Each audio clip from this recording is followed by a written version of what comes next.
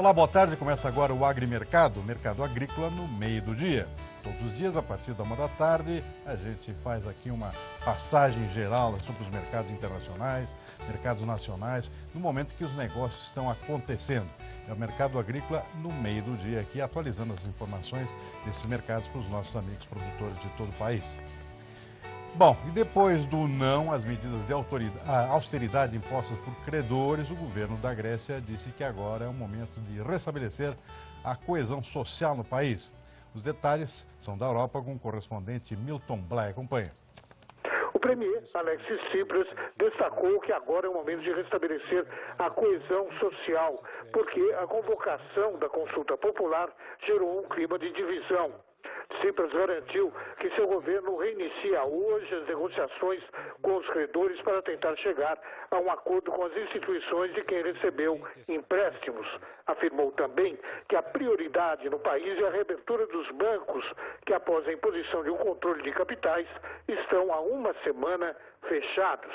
Ele expressou sua confiança em uma solução para o problema de liquidez dos bancos, afirmando que o Banco Central Europeu se dá conta da dimensão humana da crise. O primeiro-ministro grego acrescentou que, nessa ocasião, entrará na negociação a reestruturação da dívida grega, uma necessidade que, segundo ele, foi reconhecida inclusive pelo FMI. A missão de Tsipras será extremamente complicada. O ministro das Finanças da Grécia anunciou a sua renúncia ao cargo pouco mais de 12 horas após o encerramento da votação.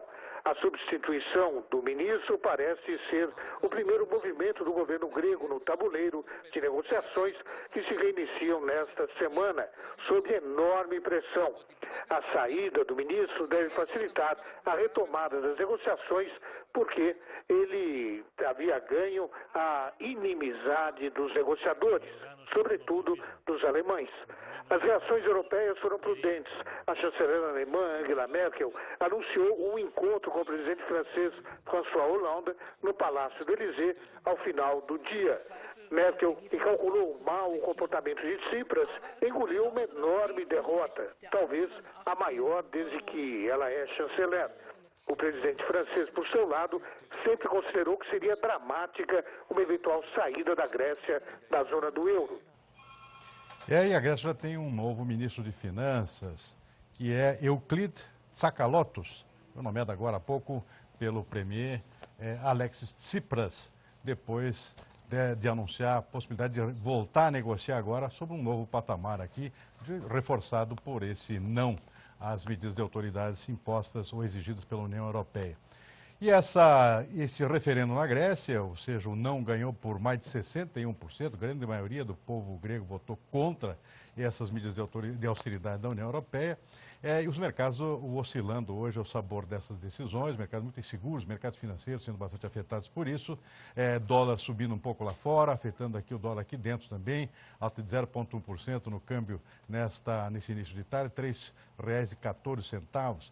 Preço da soja em Chicago lá também caindo hoje bastante, claro, em parte em função do clima que melhorou no fim de semana nos Estados Unidos, mas em parte também por um movimento de aversão ao risco que está afetando praticamente todas as commodities nesta segunda-feira. E sobre esse assunto, sobre os impactos dessa decisão lá do referendo lá na Grécia, o impacto dos mercados financeiros, do mercado de câmbio, eu vou conversar agora com o Wolfgang Walter, conversa com a gente aqui, ele que é especialista em mercado de câmbio, vai contar um pouco para a gente como é que ele enxerga o impacto disso daqui para frente, essa semana aqui, o movimento do dólar particularmente, como é que vai se comportar em função dessas incertezas novas que surgem a partir desse referendo lá na Grécia. Vamos ouvi-lo. O Walter, boa tarde. Boa tarde a todos. Realmente a Grécia conseguiu polarizar as atenções do mundo inteiro, né, especialmente dos mercados financeiros, apesar de ser um país bastante pequeno dentro da economia do euro e quase nada em relação à economia mundial, ele tem polarizado aí toda a atenção do mundo sobre eles, né? Bom, já de manhã, reações estranhas de altas, de baixas das bolsas asiáticas, né? Uma recuperação razoável em relação ao que poderia ter sido o pior cenário, não ocorreu, né? Agora, olhando para frente, a gente ainda vê dificuldades bastante elevadas de se chegar a um acordo que possa satisfazer bem os dois lados, né?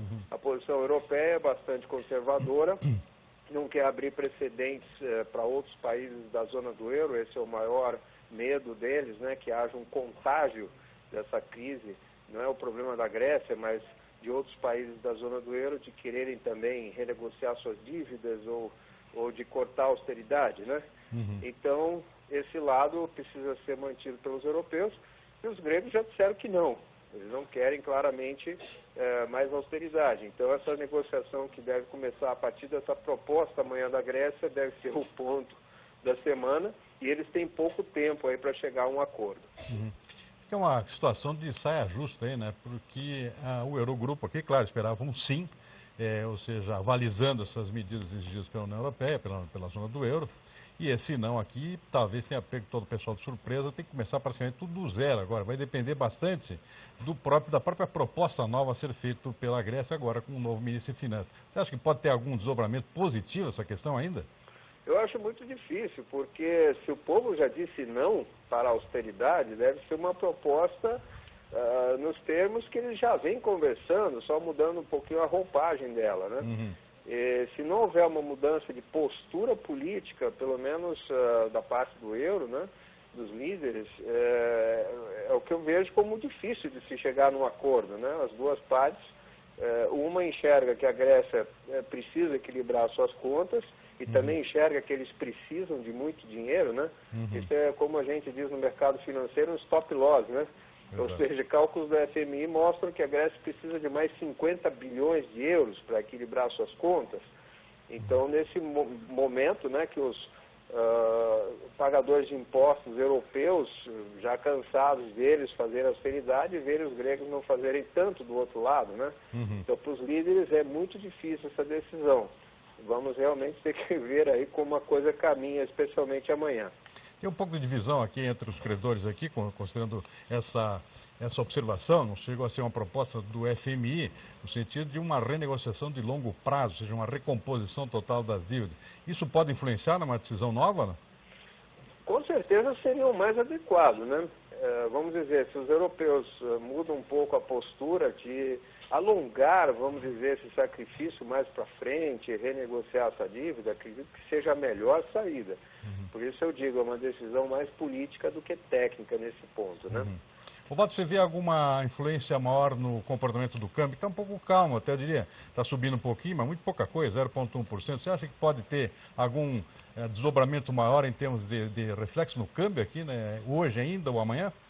Acredito que, como era uma coisa bastante autoanunciada, muita gente se posicionou comprado em dólar ou, vamos dizer, fora do risco, e vendo que não aconteceu um desastre maior, mesmo com o não, né? Pode ser que tenha havido um pouco de devolução desse prêmio de risco agora, né? Agora, de uma forma geral, os mercados estão bastante cautelosos, ver que bancos europeus estão caindo alguns mais de 4%, como o Deutsche Bank, né? Ou seja, mostra muita cautela do lado financeiro de que essa querela aí vai terminar relativamente bem. Bem, eu conversei com o Wolfgang Walter, especialista aqui em mercado de câmbio, sobre os desdobramentos desse referendo na Grécia lá, que cria todo um patamar novo de negociação agora da dívida grega, com vários impactos no mercado daqui para frente, e é bastante possível esperar que isso mexa realmente com todos os mercados. Bom, o Walter, muito obrigado pela sua participação, uma boa tarde para você, até uma próxima, hein? Tá certo, boa tarde, foi uma satisfação também. Obrigado. Bom, e os indicadores que a gente vai ver agora estão refletindo, em parte, esse comportamento de aversão ao risco nos mercados. Começar pelo dólar aqui. Vamos botar o quadrinho aqui, o dólar aqui com alta 0,1%, a 3,14. Vamos ver a soja lá em Chicago, estava operando em queda também, em parte porque melhorou o clima lá nos Estados Unidos no fim de semana, embora tenha a previsão de mais chuvas de novo, pode realmente embolar de novo essas cotações e a volatilidade do mercado lá em Chicago. Mas agora operando em queda 1,6% lá na Bolsa de Chicago, e aqui estável aqui no nosso mercado físico. Vamos ver o milho? Vou ver rapidamente aqui. O milho Chicago operando em queda também, 1,4%, pelas mesmas razões aqui de clima e câmbio e dólar. Paranaguá em alta, 0,7% a R$30 lá no Porto. Vamos ser o próximo produto aqui, o café, o arábica operando em queda lá em Nova York. Londres também, queda 1,8%. O mercado físico aqui brasileiro, aqui no sul de Minas, aqui com uma referência aqui, estável aqui a R$430. Vamos ver aqui o próximo produto, boi gordo, BMF em alta, 0,3%. Mercado físico aqui no Noroeste Paulista, estável a R$146. Vamos ver o próximo produto, é o trigo. O trigo Chicago também operando em queda hoje, embora queda fraquinha, não muito expressiva. Mercado interno aqui, estável aqui, tanto nas principais praças do Paraná como do Rio Grande do Sul.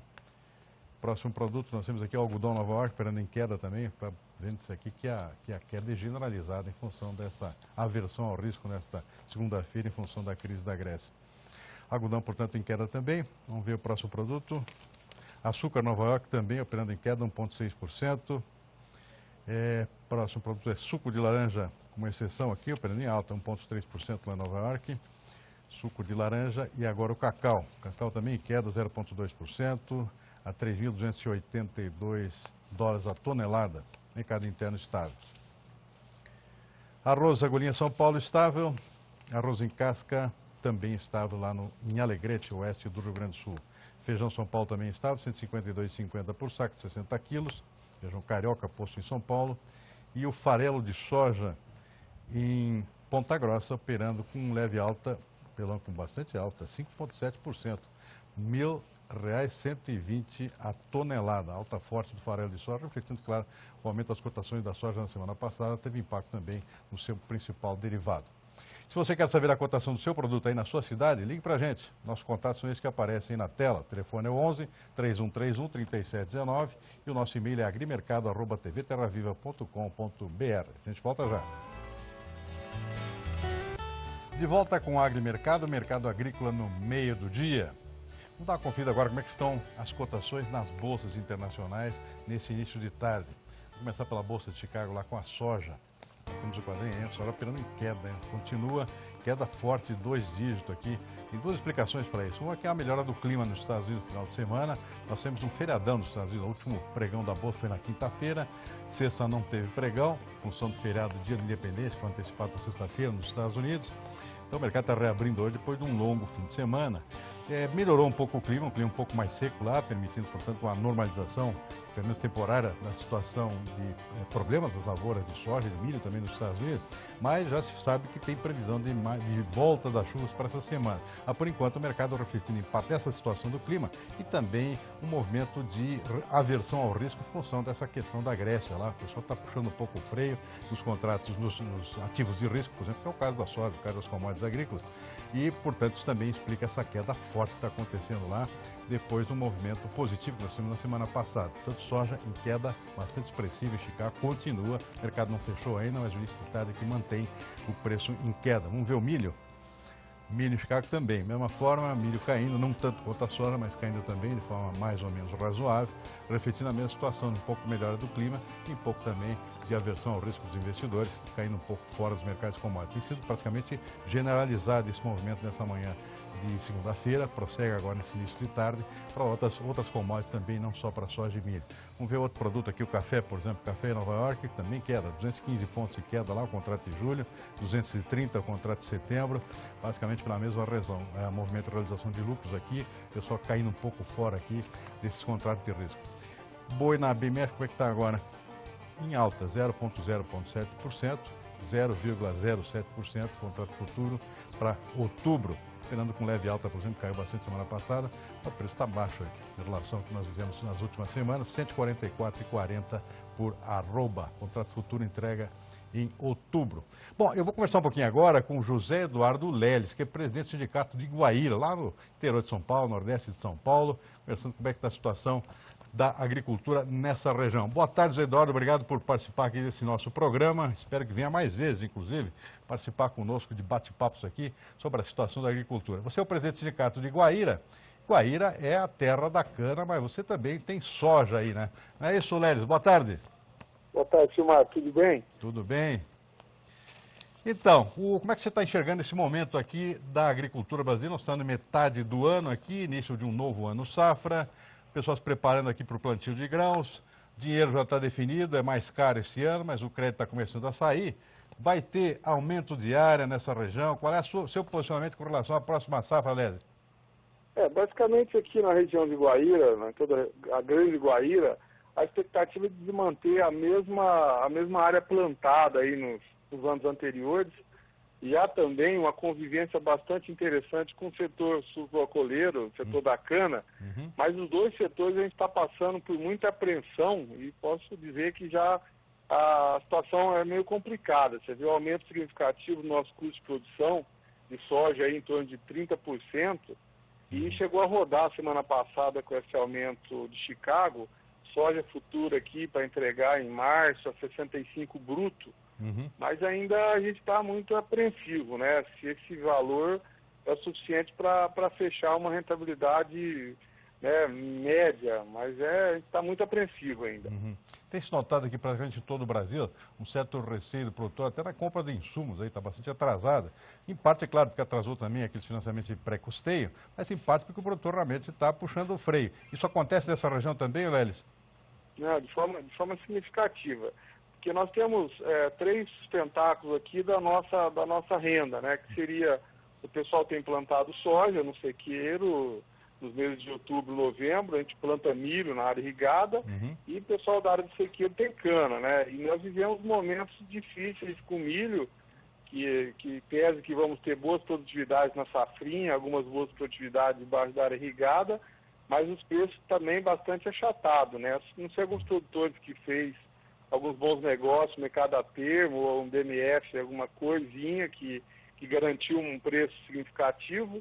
O pessoal da cana também, a gente com preço muito aquém, quase que batendo no custo de produção. E a expectativa é que a soja, ela que tem sido o carro-chefe na região em termos de rentabilidade, em termos inclusive de área plantada, tirando a cana, mas a gente está muito preocupado, Silmar, aqui em Guaíra e região. Vocês aí na região também costumam antecipar fechamento de negócio de safra nova? Como é que está? Tem havido negócio aí para a safra que não foi plantada, hein? A safra 2016? Negócios futuros? Rodou um pouco semana passada, rodou um pouquinho mais. O pessoal chegou a ofertar R$65 bruto, né, para descontar for rural depois. E o pessoal começou a fazer um pouco dessa venda, né? Mas se você pegar esses 30% em média que a gente está colocando no aumento do custo de produção, esse 65 bruto seria insuficiente para que busque uma rentabilidade parecida com a nossa média de venda do ano passado, aí 60 bruto, 61. Então, a expectativa do produtor é que a gente, com essa entrada, inclusive, aí do valor dos custeios agrícolas, a gente consiga fazer algumas compras à vista, com um preço mais acessível dos insumos, para que tenha uma rentabilidade, de certa forma, igual ao ano passado. E a cana, Lelis? Eu dei há pouco a cotação do açúcar, caiu de novo, hoje está caindo de novo hoje lá na Bolsa de Nova York. Aqui tem um pouco mais de folha aqui em função do aumento da mistura de etanol na gasolina. Agora aí na região, como é que está a saúde financeira aí do pessoal da cana, pessoal do açúcar particularmente, das usinas, Lelis? Olha, a região de Guaíra, a gente tem o privilégio de ter boas gestões no setor sucroalcooleiro, particularmente parte das agroindústrias. Então, a gente está vendo um nível de sustentabilidade deles, em que nós, fornecedores de cana, ainda tem um clima bastante interessante do ponto de vista de não se preocupar com uma insolvência, com uma inadimplência. Agora, é um ano que vamos ter uma produtividade média adequada, não vai ter perda significativa de safra, mas infelizmente vem refletindo para nós, produtores, a baixa aí a dificuldade de repassar o etanol, a baixa do açúcar.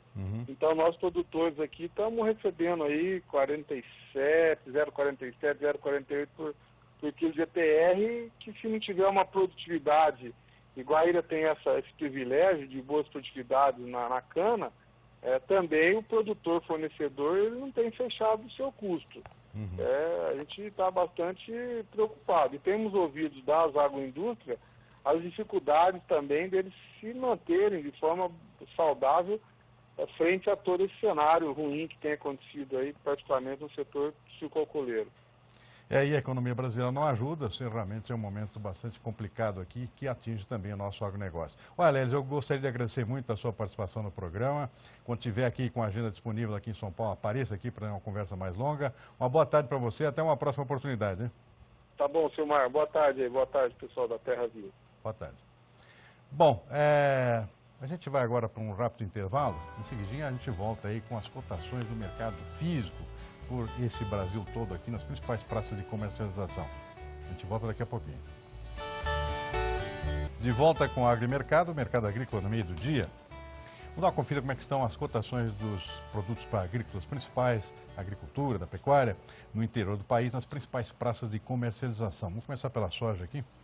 A soja está estável hoje, um pouco meio na defensiva, assim, depois do feriadão nos Estados Unidos. A Bolsa de Chicago não funcionou, hoje está operando em baixa, o pessoal se posicionando novamente, mas possivelmente esses números vão mudar à tarde, com possível queda, em função dessa queda forte que persiste lá em Chicago. Tanto o mercado físico, pelo menos pela manhã, estava um pouco estabilizado em relação à sexta-feira. Estava em quase R$ 71,50 por saca de 60 quilos, estamos vendo aí Passo Fundo 70, tem mais praça aqui que opera abaixo dos R$ 70, todas elas estáveis, vamos ver outras praças aqui, Rio Verde em Goiás também estável, 62, Dourado, sul do Mato Grosso, 61, preço estável também, praticamente tudo estabilizado aqui, à procura de um direcionamento novo, que vai depender desse fechamento de Chicago aqui, para o comportamento do câmbio, né, que por enquanto está operando em alta. Portanto, esse é o comportamento de soja pela manhã, pode mudar à tarde. Milho. Milho com alta em Paranaguá, demais praças aqui, aparentemente quase todas estáveis. Campinas, São Paulo, 25,50 por saca de 60 quilos. Cascavel, 23,50. Sorriso, Mato Grosso, 14. Rondonópolis, Mato Grosso, sul do Mato Grosso, 18. Vamos ver aqui Rio Verde também, estável, R$ 20. Praticamente todas as praças principais que a gente acompanha são praças de referência em preços estabilizados nessa segunda-feira, depois do feriadão nos Estados Unidos, que deixou o mercado sem direcionamento lá de fora. Vamos ver o café? Café sul de Minas estável, R$ 430 por saco de 60 quilos. Na região do Cerrado Mineiro também estável, 435. Zona da Mata 310 também estável. Conilon lá em Vitória, R$ 300 também estabilizado. Vamos ver o boi. Boi gordo, o boi está com bastante oscilação hoje, principalmente para baixo. Noroeste Paulista estável, 146. Cuiabá queda 2,1% a R$ 137. Colíder Nortão do Mato Grosso, menos 0,8%. Campo Grande também com queda, 0,7%. Marabá, sul do Pará, estável. Vamos ver outras praças aqui. Triângulo Mineiro, estável, R$ 136 arroba. Alegrete, Rio Grande do Sul, com alta, 0,6% a 5,28%. Sudoeste de Goiás, em queda de 0,7%. Então, basicamente, só o Rio Grande do Sul aqui com alta nesta segunda-feira para o boi gordo. Atento a gente ver ainda como é que está a soja lá em Chicago. Então, soja em Chicago, como é que está? Vamos ver se mudou um pouquinho.